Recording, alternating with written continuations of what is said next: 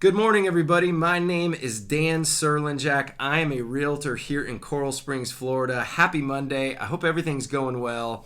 I hope your families are adjusting well to this new style of life that we have right now. This is going on to the second week for my family where we're all in the house. The kids are in school in the bedrooms. My wife is working in the den. I'm working in an office. So it's been an adjustment, and I hope that your families are doing well with that as well. Also, I wanted to thank you guys for either taking my phone calls over the phone or we may have spoken somewhere in person.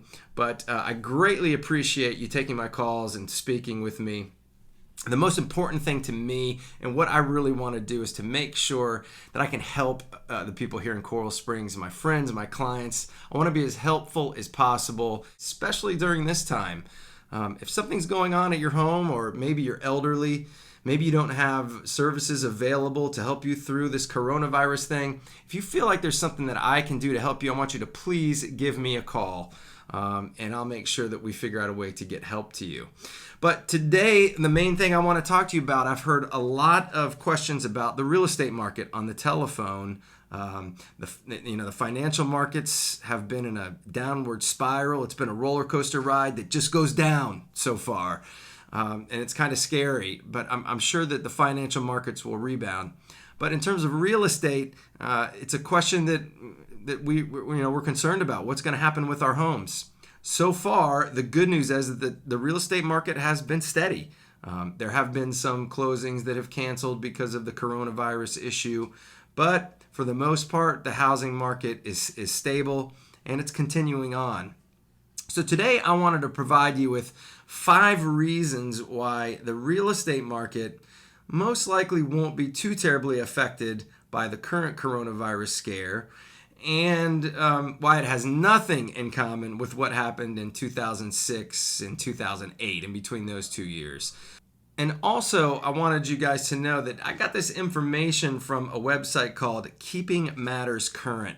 They are a blog provider for real estate professionals, and I've seen a lot of my colleagues post this, and I think it's really important to talk about. If you want to read the actual article, please go to www.keepingmatterscurrent and look for the title, 5 Simple Graphs Proving This Is Not Like Last Time. And I'll get you to the article and you'll be able to read it for yourself. It's very good. I highly recommend you do that after the video. Okay, so the first reason why now will not be like 2006 is because mortgage standards have changed greatly. Back then, you had to really work not to get a mortgage. They were giving them out to anybody. 0 down mortgages. People could just show up with no money down, visit with a broker, and end up walking away with a $600,000, $700,000 mortgage.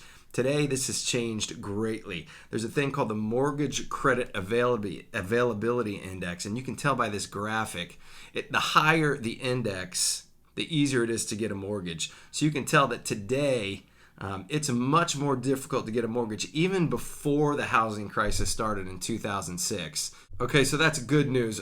Mortgage standards are much, much higher today. Okay, number 2 has to do with appreciation. If you owned a home back in 2004, 2003, 2004, 2005, you remember what happened to your home. It rose significantly. It was incredible. So that appreciation really caused some major problems with the real estate market. Yeah, so by the graph, you can tell this shows the 6 years leading up to the housing crash in the red. And you can see the last 6 years in the blue leading up to where we are now today. You can tell it's a much, much different scenario.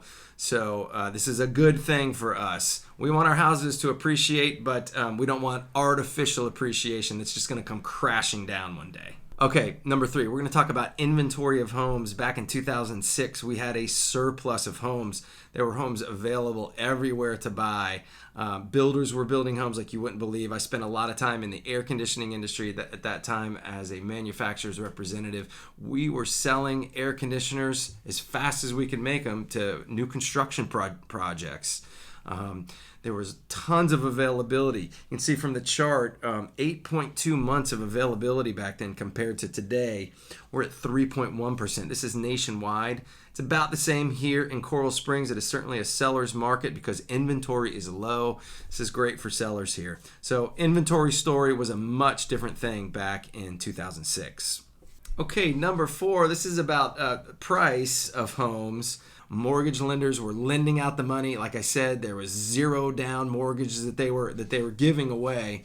So people decided to spend a little bit more on their house than they should have, which got them into a bad situation. You can tell here by the graph the percentage of median income needed to purchase a median priced home. And while it's true, even at the median priced homes, people needed 25.4% of their income to pay for and maintain those homes, whereas today it's closer to 15.5%, a much more reasonable number, and it keeps people honest with their money and with their real estate, and it allows them to afford the homes that they've decided to buy.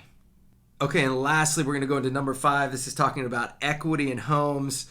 Unfortunately, back in 2006, we also had some bad practices happening where people would get some great equity built up in their homes very quickly and they'd immediately tap it out.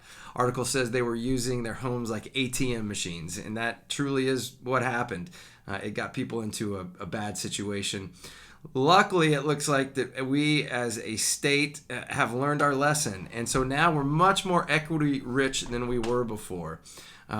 Prices have risen nicely over the past couple years, but homeowners have not gone out and used that equity in irresponsible ways. So it looks like things on the equity side have been improving, and this is just another reason why the housing market looks like it's going to weather this storm very, very well. So if you are concerned about the housing market, I think this is 5 good reasons to be optimistic. Just like the financial markets, housing is going to rebound.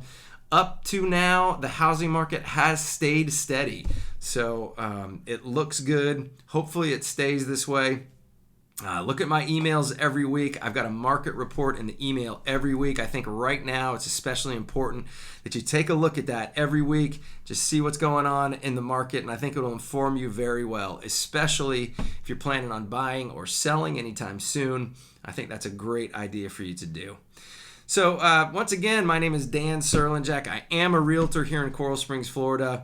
Thank you guys so much again for everything. Like I said, I'm available anytime that you need assistance, you need a question, you need an advisor. Please reach out to me. I'm here, I'm available, and I know the Coral Springs market very, very well. Thank you guys so much. Hope you have a great day and stay safe out there.